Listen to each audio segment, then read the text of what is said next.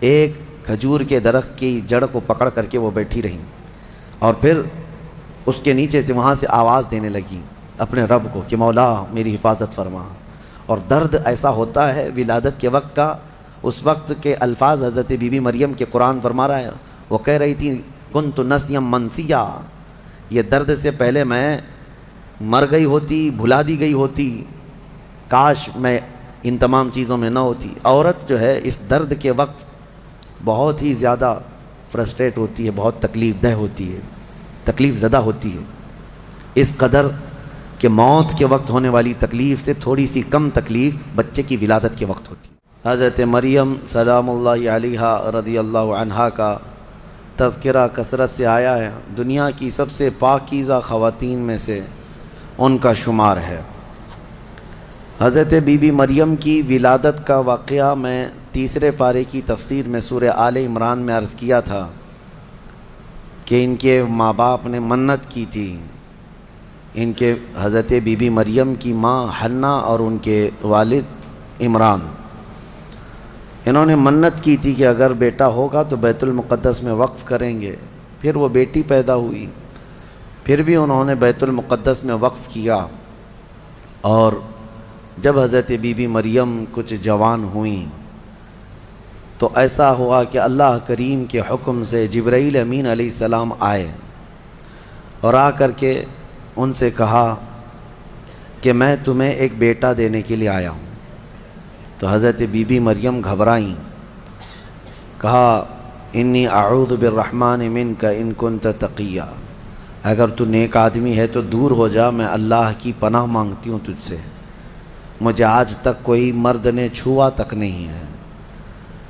تو پھر حضرت جبرائیل نے کہا انما انا رسول ربک لاہب لک غلاما زکیا، میں تو تیرے رب کا فرشتہ ہوں، تیرے رب کا قاصد ہوں، بھیجا ہوا ہوں، اور تجھے ایک بیٹا دینے کے لیے آیا ہوں۔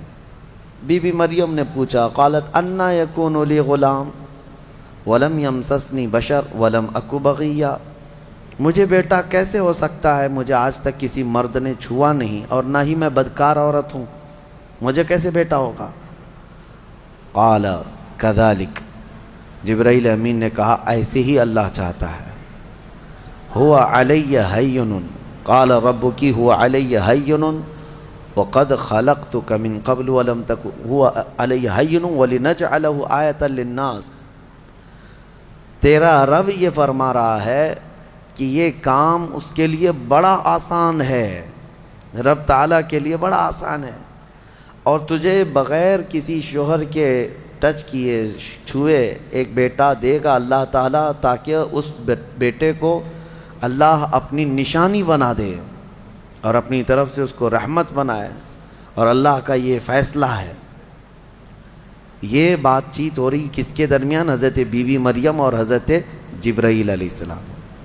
جبرائیل علیہ السلام اللہ کے فرشتے ہیں، فرشتوں کے اندر یہ بات پہلے سے آپ کو یاد رہے، نہ وہ فرشتے مرد ہیں نہ عورت ہیں، نہ ان کے اندر انسانی فطرت کے تقاضے جو ہوتے ہیں، شہوتیں، وہ بالکل نہیں ہوتی۔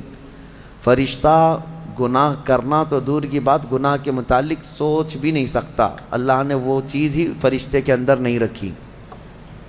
فرشتوں کے اندر شہوت کا مادہ ہے ہی نہیں، خواہشات نفسانیہ بالکل نہیں، نفس ان کے اندر نہیں ہے۔ جبرائیل امین علیہ السلام جب ان کا اور حضرت بی بی مریم کا جو یہ کنورسیشن ہے، اس کو قرآن پاک میں بیان فرمایا رب تعالیٰ نے۔ اب اس کے بعد اچانک ہوا یہ فَحَمَلَتْهُ فَانْتَبَذَتْ بِهِ مَكَانًا قَصِيًّا، اچانک بی بی مریم حضرت جبرائیل امین کے پھونک مارنے سے حاملہ ہو گئی۔ صرف انہوں نے پھونک مارا، کون؟ جبرائیل امین علیہ السلام، پھونک مارا تو وہ حضرت بی بی مریم کیا ہوئیں؟ حاملہ ہو گئی۔ اور جیسی وہ حاملہ ہوئیں تو ان کو خوف ہوا کہ اب قوم کیا کہے گی، تو وہ ایک آبادی سے بہت دور چلی گئیں جہاں کوئی نہ دیکھتا ہو، اور وہ ایک گھنی باغیچے کے جو کھجوروں کے درخت وہاں پر تھے، اس باغیچے میں چلی گئیں۔ یہ ایسا نہیں ہے کہ یہ حمل 9 مہینے کا تھا، بلکہ یوں حمل ہوا اور پھر بچے کی ولادت بھی، زیادہ دن تک کا یہ عمل نہیں تھا۔ بہرحال جب حضرت بی بی مریم بچے کی ولادت کے آثار نظر آنے لگ گئے، قریب ایک باغیچے میں گئیں، وہاں کا تذکرہ بھی رب تعالیٰ فرماتا ہے فَأَجَاءَهَا الْمَخَاضُ إِلَى جِذْعِ النَّخْلَةِ، ایک کھجور کے درخت کی جڑ کو پکڑ کر کے وہ بیٹھی رہیں، اور پھر اس کے نیچے سے وہاں سے آواز دینے لگی اپنے رب کو کہ مولا میری حفاظت فرما۔ اور درد ایسا ہوتا ہے ولادت کے وقت کا، اس وقت کے الفاظ حضرت بی بی مریم کے قرآن فرما رہا ہے، وہ کہہ رہی تھی کنت نسیا منسیا، یہ درد سے پہلے میں مر گئی ہوتی، بھلا دی گئی ہوتی، کاش میں ان تمام چیزوں میں نہ ہوتی۔ عورت جو ہے اس درد کے وقت بہت ہی زیادہ فرسٹریٹ ہوتی ہے، بہت تکلیف دہ ہوتی ہے، تکلیف زدہ ہوتی ہے، اس قدر کہ موت کے وقت ہونے والی تکلیف سے تھوڑی سی کم تکلیف بچے کی ولادت کے وقت ہوتی ہے۔ ایک عورت کو یہ آسان چیز نہیں ہے، اس کی تقریباً 40 کے قریب ہڈیوں سے تو روح نکل چکی ہوتی ہے عورت کے جسم سے جب بچے کی ولادت کا وقت قریب آتا ہے، اور وہ موت کے منہ میں جا کر کے واپس آنا یہ معمولی بات نہیں۔ اسی لیے اللہ تعالیٰ نے قرآن میں اس کا ذکر فرمایا، وہ حمل یعنی عورت جو ہے حملہ وفصالہ 30 شہر، یہ آیت ہے، اس میں اللہ تعالیٰ فرماتا ہے ووضعتہ کرہا، جب وہ بچے کو جنم دیتی ہے تو بڑی تکلیف کے ساتھ دیتی ہے۔ حضرت بی بی مریم کا بھی جب وہ وقت آیا تو وہ درخت کی جڑ کو پکڑ کر کے آواز دینے لگیں کاش میں اس درد سے پہلے ختم ہو چکی ہوتی، بھلا دی گئی ہوتی۔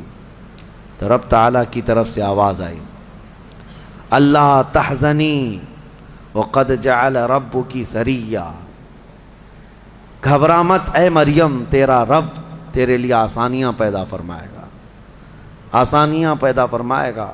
اس درخت کو ہلاؤ، پکی کھجوریں گریں گی تم پر۔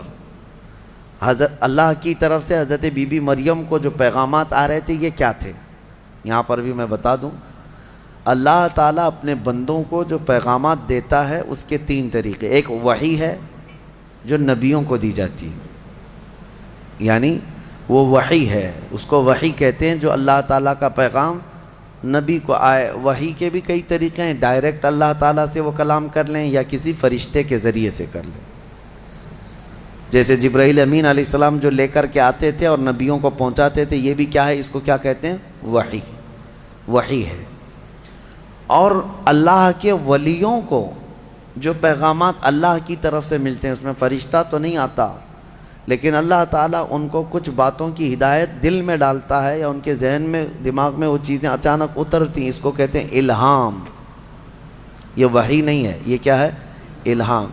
اور عام مومنین کے دلوں میں بھی اللہ ہدایت ڈالتا ہے، آپ کو خود بھی کچھ چیزیں سمجھ میں آ جاتی ہیں، یہ صحیح ہے یہ غلط ہے، یہ اللہ کی طرف سے دی ہوئی ہدایت ہے، اس کو القاء کہتے ہیں۔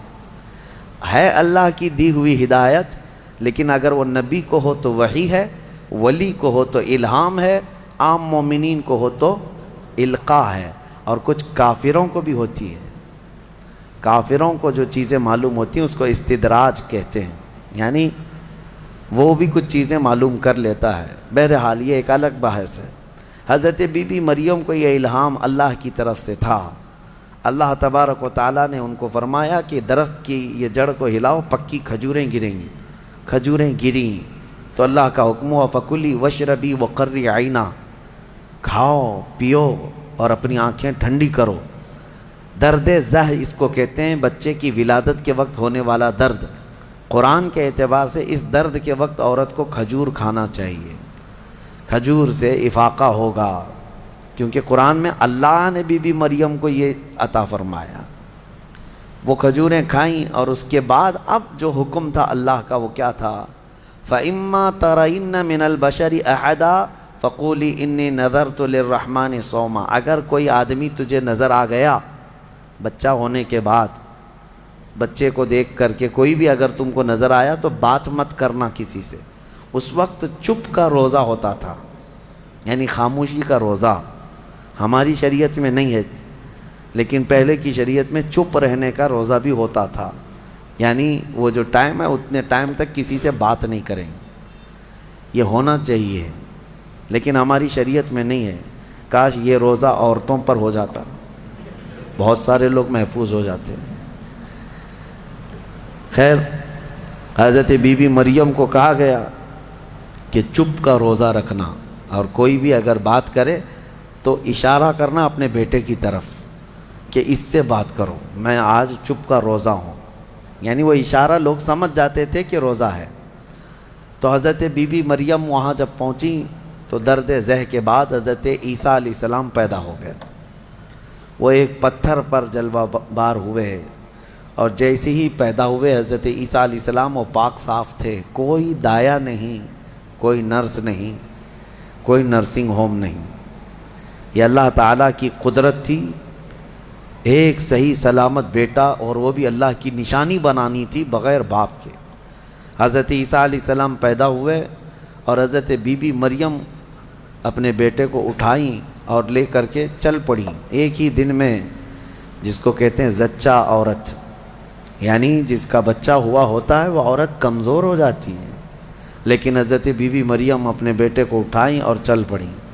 جیسے ہی وہ بستی کی طرف آنے لگی، ان کی گود میں بچہ تھا، لوگوں کی نظر پڑ گئی، کوئی ادھر ادھر چیمی گوئیاں شروع ہو گئیں، باتیں کانا پوسی، لوگ جمع ہوئے اور پوچھنے لگے، یا اخت ہارون ما کان ابوک امرأ سوء وما کانت امک بغیہ، اے مریم تو تو بڑی پاک خاتون ہے، اخت ہارون کہا جاتا تھا پاک عورت کو، تو بالکل ہارون کی بہن کی طرح ہے، تو نے یہ کیسے کر لیا؟ نہ تیرا باپ بدماش تھا، نہ تیری ماں بری تھی، یہ کہاں سے آ گیا تیرے اندر بچہ؟ فاشارت الیہ، بی بی مریم نے اپنے بیٹے کی طرف اشارہ کیا، اس سے بات کرو، میں آج چپ کا روزہ ہوں۔ لوگوں نے کہا، قالوا کیف نکلم من کان فی المہد صبیا، ہم اس سے کیسے بات کریں جو گود میں بیٹھا ہوا ہے؟ گود کے بچے سے بات کریں گے؟ تو اشارہ اس طرف کر رہی ہے۔ تو لوگ ابھی یہ بات چیت کر ہی رہے تھے، گود میں سے ہی حضرت عیسیٰ علیہ السلام بول پڑے، قال انی عبد اللہ آتانی الکتاب وجعلنی نبیا وجعلنی مبارکا اینما کنت واوصانی بالصلاة والزکاة ما دمت حیا وبرا بوالدتی ولم یجعلنی جبارا شقیا والسلام علی یوم ولدت ویوم اموت ویوم ابعث حیا۔ یہاں تک کا کلمہ عیسیٰ علیہ السلام نے گود میں ہی کیا۔ کیا کہتے ہیں؟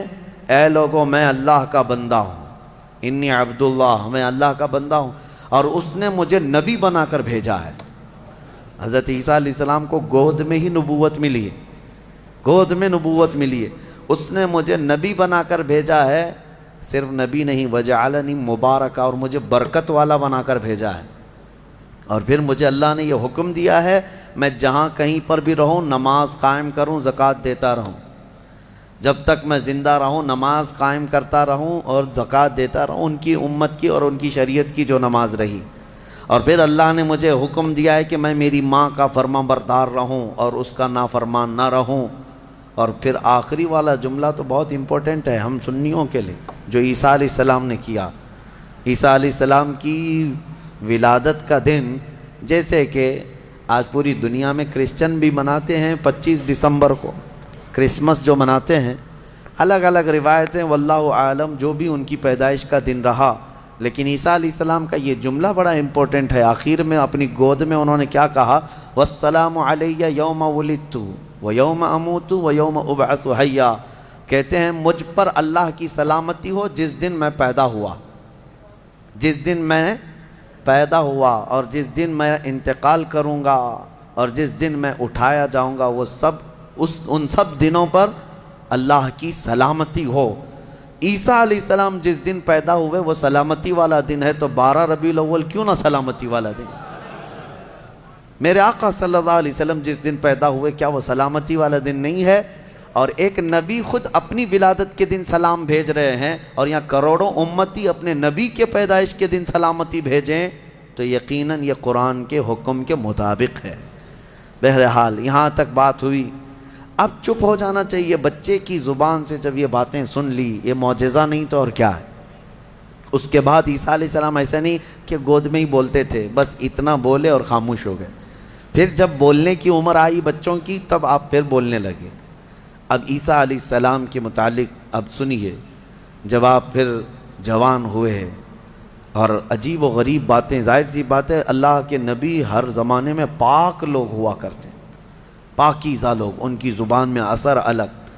پھر اللہ تبارک و تعالیٰ نے آپ کو جب نبوت گود میں عطا کی تھی تو جوان ہوتے ہی آپ نے تبلیغ اپنے دین کی شروع فرمائی، لوگوں کو ایمان کی طرف بلائے، ایک خدا کی عبادت کی طرف، آخرت کی طرف.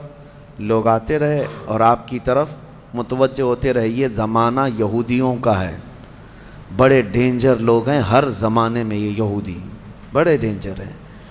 یہ ظالم جو ہے معمولی نہیں ہے. کیوں؟ ان کے اوپر اللہ نے قرآن میں لعنت فرمائی ہے. یوں ہی نہیں، یہ ان یہودیوں نے تقریباً 10,000 نبیوں کا قتل کیا ہے. ہاں، جیوز لوگوں کو آج برا لگتا ہے میری تقریروں کو کوٹ کر کے بہت سارے جگہ. اس وجہ سے تو میری تقریریں لے کر اسرائیل والے بیٹھے ہیں، مجھے ویزا نہیں دیتے. مجھے اس سے فرق نہیں پڑتا. ہمارے لیے جو اصلی ویزا ہے وہ مدینہ طیبہ کا ہے. جب تک وہ دروازہ کھلا ہے ہماری روح جسم میں باقی ہے. اور میرے آقا صلی اللہ تعالیٰ علیہ وسلم کے عنایت سے، ان کے کرم سے ہمیں اتنا یقین ہے کہ اگر جانے کی طاقت استطاعت کہیں کی بھی نہ ہو، اتنا یقین ضرور ہے میرے اعمال کا بدلہ تو جہنم ہی تھا، میں تو جاتا میرے سرکار نے جانے نہ دیا. جب وہ جائیں گے اپنے غلاموں کو ساتھ لے کر جنت میں جائیں گے انشاءاللہ. یہودیوں نے اس وقت بھی نبیوں کی دشمنی کی تھی، اب عیسیٰ علیہ السلام کے دشمن ہو گئے. ان کو یہ تھا کہ ان کی طبیعت کے خلاف جب بھی کوئی بات کرے تو اس کے دشمن ہو جاتے تھے. یہودیوں کو یہ چاہیے تھا کہ ان کی طبیعت میں جیسی ہے ویسی شریعت ہونی چاہیے، الگ سے اللہ کے احکامات کو نہیں ماننا ہے، کتاب کے جو احکامات ہے اسے نہیں ماننا ہے، نبیوں کے احترام نہیں ہے، ان کو خود کی بنائی ہوئی شریعت چاہیے. بڑے امیر لوگ کچھ غلطی کریں تو انہیں معاف کرنا چاہیے، غریب لوگ کریں تو انہیں خوب مارنا چاہیے. یہ یہودیوں کی طبیعت تھی، یہودی یہ چاہتے تھے. عیسیٰ علیہ السلام جب جوان ہوئے تو آپ کی طرف لوگ ایمان والے بڑھنے لگ گئے. ان کو حواریین کہا جاتا ہے. جیسے میرے آقا کے ساتھیوں کو کیا کہتا ہے؟ صحابہ اکرام، صحابہ. اور حضرت عیسیٰ علیہ السلام کے جو ساتھی صحابی تھے ان کو حواری کہا جاتا ہے. یہ عیسیٰ علیہ السلام کے حواری وہ بڑے مخلص لوگ آپ کے ساتھ تھے. 12 لوگوں کا تو ذکر آیا ہے اور 4 مشہور شاگرد ہیں. انہی 4 لوگوں نے حضرت عیسیٰ علیہ السلام کی پوری انجیل کو ترتیب دیا. یوحنا، لوقا، متی، مرقس، یہ 4، انہی کے 4 ناموں سے آج انجیل بھی، بائبل بھی ہے. تو بائبل یوحنا کو آج جان کہا جاتا ہے، یوحنا کو یہ بدل کر کے جان کہتے ہیں. متی جو ہے ان کو میتھیو کہتے ہیں، اور مرقس کو غالباً کچھ اور نام، مرکری و کچھ نام دیتے ہیں. اور یہ تمام جو عربی نام تھے یا عبرانی نام تھے اس زمانے کے، یہ عیسیٰ علیہ السلام کے 4 مشہور شاگرد ہوئے. اب عیسیٰ علیہ السلام کے معجزے میں آپ کو بتاؤں.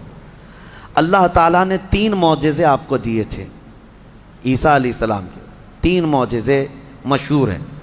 پہلا معجزہ یہ ہے کہ وہ نابینا آدمی جو مادر ذات پیدائشی اندھا ہے، اس کی آنکھوں پر ہاتھ رکھتے تو اس کو آنکھیں آ جاتی.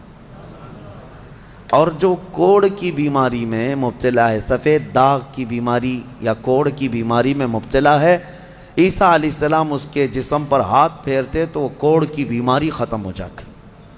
سفید داغ آج بھی لا علاج بیماری ہے، کوڑ کی بیماری لا علاج ہے جیسے کہ مشہور ہے. اور تیسری چیز یہ ہے کہ مٹی کے پرندے ہوں، انہیں پھونک مارتے تو وہ زندہ ہو کر اڑ جاتے تھے. ہاں، مٹی کے پرندے. اس وقت ٹوائز ہو سکتا ہے مٹی کے بنتے ہوں گے، کھلونے. عیسیٰ علیہ الصلوۃ والتسلیم صرف مٹی کے پرندوں کو نہیں، کئی مرتبہ قبروں میں سوئے ہوئے مردوں کو بھی آپ نے زندہ کر کیا ہے. قبر پر کھڑے ہو کر کے آپ کہتے قم باذن اللہ، اللہ کے حکم سے اٹھ جا تو مردہ زندہ ہو جاتا۔ آپ نے اپنی زندگی میں 3 مردوں کو زندہ کیا، اور وہ جیے بھی اور پھر چند دنوں کے بعد پھر مرے بھی۔ یہ معجزہ تھا عیسیٰ علیہ السلام کا، اور اس کے علاوہ کچھ خاص باتیں ان کی یہ بھی ہیں۔ وہ فرماتے ہیں انبئکم بما تأکلون وما تدخرون فی بیوتکم، اے لوگو تم اپنے گھروں میں جو کچھ جمع کرتے ہو اور جو کچھ کھاتے ہو میں ان سب کی خبر دیتا ہوں، میں سب جانتا ہوں، میں تمہیں خبر دے سکتا ہوں۔ عیسیٰ علیہ السلام اپنے گھر میں بیٹھ کر امتیوں کے گھروں میں کیا ہے سب جانتے تھے، یہ قرآن سے ثابت ہے۔ پھر بھی یہ ظالم ہمارے نبی کے متعلق کہتے ہیں کہ ان کو پیٹھ پیچھے کا علم نہیں تھا۔ بنی اسرائیل کے نبی عیسیٰ علیہ السلام کے بارے میں یہ یقین ہے، قرآن کہہ رہا ہے وہ اپنے امتیوں کے گھروں میں موجود کھانا جمع کرنا اس کو وہ جانتے تھے، عیسیٰ علیہ السلام، اور وہ عیسیٰ جو خود میرے نبی کی امت میں آنے والے ہیں، جو اخیر زمانے میں میرے آقا کی امت میں آنے والے ہیں، وہ جب سب کے گھروں کے حالات جانتے تھے تو پھر میرے آقا صلی اللہ تعالیٰ علیہ وسلم اپنے امتیوں کے احوال سے کیسے بے خبر ہو سکتے ہیں؟ الحمدللہ بریلویوں کا یہی کہنا ہے، اور اعلیٰ حضرت فاضل بریلوی رحمۃ اللہ علیہ کا یہ احسان ہے کہ آپ نے صحیح سمت میں جو صحابہ کا عقیدہ تھا وہی عقیدہ ہمیں عطا کیا ہے۔ ہم یہاں سے پکاریں وہ وہاں سے سنیں، مصطفیٰ کی سماعت پہ لاکھوں سلام، اور کوئی غیب کیا تم سے نہاں ہو بھلا، جب نہ خدا ہی چھپا تم پہ کروڑوں درود۔ حضور پاک صلی اللہ تعالیٰ علیہ وسلم کی نظروں میں اللہ نے سب چیزوں کو عیاں کر دیا۔ اب اس کے بعد ہوا کیا، یہ یہودی ظالم عیسیٰ علیہ السلام کے دشمن ہو گئے، کیونکہ آپ کا دین پھیلتا جا رہا تھا، عیسائی بڑھتے جا رہے تھے۔ عیسائیوں کی جب تعداد بڑھ گئی تو یہودیوں کو خطرہ ہونے لگ گیا کہ یہ اب پوری کی پوری حکومت ان کے ہاتھ میں چلی جائے گی جو برسوں سے ہم لے کر چل رہے ہیں۔ تو انہوں نے حضرت عیسیٰ علیہ السلام کو مارنے کا پلان بنایا، جیسے پہلے نبیوں کو مارتے تھے پھر انہوں نے مارنے۔ آج آپ کو یہ لگ رہا ہوگا کہ عیسائی اور یہودی مل چکے ہیں، یہ جھوٹی ملاقاتیں ہیں ان کی، یہ صرف اور صرف اسلام کی دشمنی میں دونوں اپنی جنگوں کو ٹھنڈی رکھے ہیں، ورنہ ہر زمانے میں سب سے زیادہ خطرناک لڑائیاں عیسائیوں کی اور یہودیوں کی ہوئی۔ قرآن نے بھی کہا ہے۔ ابھی اگر میں کہوں تو لوگوں کو عجیب سا محسوس ہوگا، ہٹلر کا ظلم کیا تھا، یہودیوں کے خلاف تھا، اور بیت المقدس میں ہرکیولس جس کو ہرقل کہا جاتا ہے، اس نے تو توڑ کر کے اینٹ سے اینٹ بجا کے رکھ دیا تھا۔ ٹائٹس ایک بادشاہ گزرا عیسائیوں کا، اس نے تو پورے یہودیوں کو ختم کر رکھا تھا، خون سے نہلا دیا تھا پوری زمین کو۔ بہت مرتبہ ان کی لڑائیاں ہوئی، اور جب یہودی پاور میں آتے عیسائیوں کو مارتے تھے۔ یہ جنگیں تو چلتی رہی ہیں کتنے سالوں تک۔ وجہ بھی ہے جنگوں کی کہ انہوں نے شروع کیا، یہودیوں نے عیسائیوں کو برباد کرنے کے لیے انہوں نے پہلے کیا کیا، ان میں گھس کر کے ان کے عقیدے کو چینج کیا۔ پہلے عیسائی ایمان والے تھے، عیسیٰ علیہ السلام پر ایمان رکھتے اور عیسیٰ علیہ السلام کو اللہ کا بیٹا نہیں اللہ کا رسول مانتے تھے، اللہ کے رسول ہیں وہ۔ یہودیوں نے انہیں گمراہ کیا، پادری بنا بنا کر کے انہیں میں گھسا دیا کہ وہ پادری ایسے چرچوں میں گئے جہاں جا کر کے انہوں نے بائبل کو اپنے انداز سے شرح لکھنا شروع کیا کہ اس کا مطلب یہ ہے، اس کا مطلب یہ ہے، اور پھر بعد والی جنریشن نے اس کا عقیدہ بنا لیا۔ یہ یہودی اسی طرح سے ہماری امت میں بھی گھس گھس کر کے فرقے بنائے ہیں، ان کا کام یہ ہے ہر زمانے میں۔ اور یہ میں ہوا میں نہیں بول رہا ہوں، باضابطہ انہوں نے یہ سب کام کر کے کتابیں بھی لکھی ہیں کہ ہم نے یہ کیا ہے، اعتراف کیا ہے۔ مارکیٹ میں آج کتابیں ملتی ہیں یہ جو کرتے ہیں، اور اس کے بعد اعترافی کتاب بھی لکھتے ہیں کہ ہم نے یہ کام کیے ہیں۔ بہرحال عیسیٰ علیہ السلام کو قتل کرنے کا منصوبہ بنایا اور ان کے گھر کے اطراف جمع ہو گئے۔ عیسیٰ علیہ السلام کو اللہ تعالیٰ نے وحی کے ذریعے بتا دیا کہ تمہارے دشمن تمہارے قتل کے درپے ہیں۔ عیسیٰ علیہ السلام اپنے حواریین سے رات میں ملاقات کرتے ہیں، ان کو دین کے ساری باتیں پیش کرتے ہیں، اور جو انجیل تھی جس کو یہ بائبل کہتے ہیں وہ سب اپنے شاگردوں میں تقسیم کر دیا، اور سب کو الگ الگ جگہ جانے کا حکم دیا کہ تم فلاں جگہ چلے جاؤ، تم فلاں جگہ چلے جاؤ، تم فلاں جگہ چلے جاؤ۔ اور پھر سب کو یہ اپنی آخری وصیت میں کہا میں اللہ کے حضور جا رہا ہوں. یہ ان کے آخری پیغامات تھے اپنے شاگردوں کو، اپنے صحابہ کو، اپنے حواریین کو کہا. ان کے حواریین سب چلے گئے، عیسیٰ علیہ السلام اکیلے تھے گھر میں. اب یہودیوں نے ان کے گھر کا گھیراؤ کر لیا. یہ قرآن سے جو بات ثابت ہے وہ میں بتا رہا ہوں، یہ آج تک عیسائیوں کو بھی ان کی کتابوں میں نہیں ملی بات، ان کو اس چیز کا علم نہیں ہے، لیکن قرآن میں ہے. کیونکہ عیسیٰ علیہ السلام گھر میں تھے، اس کے بعد عیسائیوں کو کہاں سے پتہ چلے گا کیا ہوا تھا. عیسیٰ علیہ السلام کے جو حواریین تھے وہ بھی دور چلے گئے تھے، گھر میں کیا ہوا کسی کو نہیں معلوم. ہوا یہ کہ یہودی قتل کرنے کے لیے آئے اور اپنے ایک بندے کو، اپنے ایک قاصد کو گھر میں بھیجا، جاؤ دیکھو عیسیٰ ہیں کہ نہیں.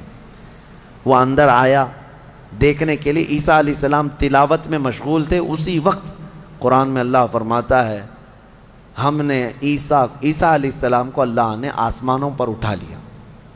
عیسیٰ علیہ السلام کو آسمانوں پر اٹھا لیا گیا، اور جو اندر آیا تھا اس کو عیسیٰ علیہ السلام کی شکل دے دیا اللہ نے. اور وہ بھی پوری شکل نہیں، آدھی شکل، اوپر سے وہ عیسیٰ علیہ السلام کی شباہت کا دکھتا تھا. وہ اندر ڈھونڈ ہی رہا ہے، بہت لمبا ٹائم ہو گیا. یہودیوں نے دیکھا ہمارا بندہ اندر گیا ابھی تک آیا نہیں. بہت دیر انتظار کرنے کے بعد جب وہ نہیں آیا باہر، تو سارے یہودی تلوار سوتے خود ہی گھس گئے اندر گھر کے اندر. اور جا کر کے دیکھا تو یہ شخص کھڑا تھا، عیسیٰ علیہ السلام کی شکل تھا. پکڑ کر کے لائے اسی کو کہ عیسیٰ مل گیا، عیسیٰ مل گیا. وہ جوش میں تھے، لا کر کے سولی پر چڑھا دیا اپنے ہی بندے کو. اس کو سولی پر، سلیب پر چڑھا دیا اور قتل کر دیا. وہ پھانسی پر بیچارہ چڑھ گیا. اس کے بعد ان کی دماغ میں یہ بات آئی، اب کھوپڑی کھلی کہ ہمارا بندہ کہاں گیا، جس کو ہم نے گھر میں چیک کرنے کے لیے بھیجا تھا وہ کہاں گیا. تو بعض لوگوں نے پیر یعنی ناف سے لے کے نیچے تک کا حصہ دیکھ کر کے کہا یہ تو ہمارا بندہ دکھتا ہے، ہمارا آدمی دکھتا ہے جس کو ہم نے اندر بھیجا تھا، اس لیے کہ اس کے نیچے کا حصہ جو ہے ہمارا وہ جو شخص تھا اس سے ملتا جلتا ہے. تو پھر وہ کہنے لگے یہ اگر ہمارا یہ آدمی ہے تو پھر عیسیٰ کہاں گئے، وہ کہاں ہیں، گھر کے اندر سے کہاں چلے گئے، ہم نے تو گھر کا گھیراؤ کیا تھا. وہ اسی شک میں پاگل ہوتے رہے بیچارے. یہ اگر عیسیٰ ہے تو ہمارا شخص کہاں ہے، اگر یہ ہمارا شخص ہے تو عیسیٰ کہاں ہے. اور زبردستی کسی کو پھانسی دے دیا، پھانسی پر چڑھایا اور اعلان بھی کر دیا سب کو کہ ہم نے عیسیٰ علیہ السلام کو پھانسی دے دیا. بیچارے یہ عیسائی نادان لوگ یہودیوں کی بات پر مان بھی گئے کہ ہاں ہمارے عیسیٰ جو ہے صلیب پر چڑھ گئے، صلیب پر چڑھ گئے. حالانکہ عیسیٰ علیہ السلام صلیب پر نہیں چڑھے. ہمارا عقیدہ یہ ہے کہ عیسیٰ علیہ السلام زندہ ہیں اور ان کو آسمانوں پر اٹھایا گیا ہے اور وہ آئیں گے واپس. اب یہاں بات یہ ہے کہ عیسائی سارے بھی جو ہے صلیب کے قائل نہیں تھے. یہ تو بہت زمانے کے بعد یہ سب آیا، یہ جو صلیب کا جو نشان ہے، پلس کا جو نشان ہے، یہ نشان جو ہے بہت دنوں کے بعد ان کا آیا اور اس پر پھر وہ لٹکا بھی دیتے ہیں. عیسائیوں میں بھی الگ الگ فرقے ہوئے، آرتھوڈکس ہے، کیتھولک ہے، اور پھر کئی فرقے ایسے ہیں جن میں پرانے زمانے کے عقائد پر وہ لوگ قائم رہے کہ اللہ کی وہ نبی ہیں، بیٹا نہیں ہیں. بہرحال ان میں فرقے پیدا کرنے والے یہودی ہیں. اب میں یہاں پر ایک بات کہہ کر اپنی گفتگو کو سمیٹتا ہوں کہ یہ واقعہ ہو کر 550 سال گزر گئے تھے. عیسائی یہودی لڑتے تھے، مرتے تھے. 570 سال گزر گئے عیسیٰ علیہ السلام کے آسمانوں پر اٹھائے جانے کے بعد. تب مکہ مکرمہ میں محمد الرسول اللہ تشریف لائے، میرے آقا تشریف لائے. اور پھر جب آپ نے نبوت کا اعلان فرمایا اور قرآن اترنے لگا تو اللہ نے قرآن کی آیتوں میں 550 سال سے جو مسئلہ لٹیگیشن کا شکار تھا، کیوں سمجھ لیں جو پراپرٹی کسی کے حل میں نہیں ہوتی ہے، اس طرح کا مسئلہ تھا کہ کوئی حل نہیں کر پاتا کہ آخر ہوا کیا تھا. یہ اسلام کا احسان ہے یہ عیسائیوں پر بھی کہ قرآن نے بتایا کہ عیسیٰ علیہ السلام صلیب پر نہیں گئے بلکہ آسمانوں پر اٹھائے گئے. اور دوسری بات، عیسائیوں پر ایک بڑا احسان قرآن کا یہ بھی ہے کہ کہ یہودی ہمیشہ بی بی مریم کو گالیاں دیتے رہے، یہودی ہمیشہ الزام لگاتے رہے کہ مریم کے ہاں بغیر باپ کے بیٹا پیدا ہو گیا، غلط عورت تھی، نعوذ باللہ معاذ اللہ۔ یہودی گالیاں دیتے رہے اور عیسائی صفائی دیتے رہے، لیکن یہ احسان ہے قرآن کا ان پر بھی کہ بی بی مریم کے ساتھ کیا ہوا تھا، یہ پوری تفصیل اللہ نے قرآن میں بتائی۔ عیسائیوں کو تو یہ چاہیے کہ قرآن کا احسان ہمیشہ ماننا چاہیے۔ بی بی مریم کی طہارت قرآن نے بتائی ہے۔ بہرحال لوگوں کو ایسا لگتا ہوگا کہ ہم ایک دوسرے کے دھرم کے خلاف ہوتے ہیں۔ آپ یہاں آ کر کے دیکھیں، کرسچینٹی کے اندر جو کچھ بھی آج تبدیلی ہے ہم اس کے قائل نہیں ہیں، لیکن عیسیٰ علیہ السلام اور حضرت بی بی مریم کے لیے ہم اپنی گردنیں ہمیشہ اسی طرح احترام میں جھکاتے ہیں، کیونکہ میرے نبی نے فرمایا کہ وہ اللہ کے نبی تھے۔ اب ایک اور بڑا ان کا جو گمراہی کا عقیدہ ہوا، کیا؟ وہ ٹرائنیٹی کا عقیدہ، تثلیث جس کو کہتے ہیں، تین خدا ماننا۔ کہتے ہیں ہے ایک ہی لیکن تین حصے، یہی تو ہندو بھی کرتے ہیں، ہے ایک ہی ہے باقی اوتار ہیں سب۔ اسی طرح عیسائیوں میں شرک آ گیا، کیسے؟ وہ کہتے ہیں ایک خدا ہے، اس کو فادر کہتے ہیں، گاڈ فادر، وہ فادر ہے، اور بیٹا سن ہے، یعنی عیسیٰ علیہ السلام کو سن کہتے ہیں، اور پھر بی بی مریم میری ہے۔ ایک فرقہ یہ کہتا ہے کہ تین ہیں، ایک فادر ہے، ایک سن ہے، اور ایک میری ہے، یہ تین ہیں۔ اور ایک فرقہ ہے تین خدا مانتا ہے، اس میں ایک حضرت اللہ کو، دوسرے عیسیٰ کو، اور تیسرے جبرائیل امین کو، روح القدس کو، یہ بھی خدا۔ اب ان سے کئی مرتبہ بحثیں بھی ہوئی، باتیں بھی ہوئی، تب یہ یہی کہتے ہیں ہے تو ایک ہی، اسی کا یہ حصہ ہے۔ اور آج ہم نے قرآن میں تلاوت کی ہے، سورہ مریم کے اخیر میں اللہ نے فرمایا وَمَا يَنبَغِي لِلرَّحْمَنِ أَن يَتَّخِذَ وَلَدًا، اللہ کو یہ زیب نہیں دیتا کہ وہ کسی کو بیٹا بنائے، کسی کو بیٹا بنائے۔ اب میں آپ کو منطق کے اعتبار سے بھی اگر بتاؤں، بیٹا جو ہوتا ہے وہ باپ کا وارث ہوتا ہے، باپ کا وارث ہوتا ہے۔ اگر اللہ پوری زمینوں آسمانوں سب کا مالک ہے تو پھر بیٹے کو بھی وراثت میں وہی چیزیں ملنی چاہیے، اور بیٹا بھی برابر کا ہے، تو خدا کا تصور کہاں رہا؟ خدا کا تصور کہاں رہا؟ خدا وہ ہے جس کے ساتھ ہم کسی کو شریک نہیں مانتے۔ اور پھر یہ بھی ہے کہ اگر اللہ کو بیٹا بنانا ہوتا تو اپنے حبیب کو بیٹا بناتا، لیکن اللہ تعالیٰ اس سے پاک ہے، منزہ ہے، لم یلد ولم یولد۔ ہمارا عقیدہ یہ ہے، نہ وہ کسی سے پیدا ہوا نہ اس سے کوئی پیدا ہوگا۔ انہیں اس عقیدے سے باز آنا چاہیے، لیکن ایک خوشخبری ہے، ایک خوشخبری ہے کہ دنیا میں جتنے عیسائی ہیں، کرسچین ہیں، یہ چاہے مانے نہ مانے، عیسیٰ علیہ السلام جب دنیا میں آئیں گے تو روایات میں یہ ملتا ہے کہ وہ سب کے سب پھر ایمان لائیں گے انشاءاللہ، اور پھر ہر پرچم جو گھر سے لہرائے گا، جواب میں ہر جگہ گھر سے یہی آواز آئے گی، لبیک یا وآخر دعوانا ان الحمدللہ رب